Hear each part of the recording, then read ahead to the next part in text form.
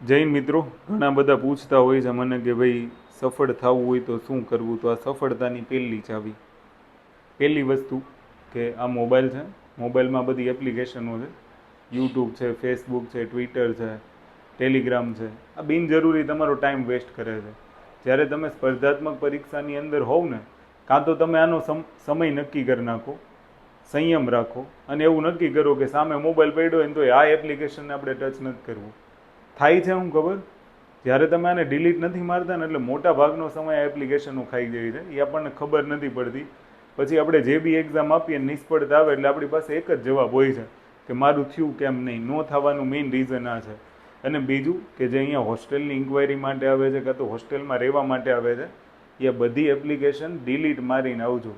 અને જે લોકો આ એપ્લિકેશન ડિલીટ મારીને આવતા હોય ને એ લોકો જ અહીંયા આવે, કારણ કે આ પહેલી રિક્વાયરમેન્ટ છે અમારી. તમને જો આની આદત હોય, લત હોય તો અહીંયા આવવું નહીં. જય હિન્દ, જય ભારત.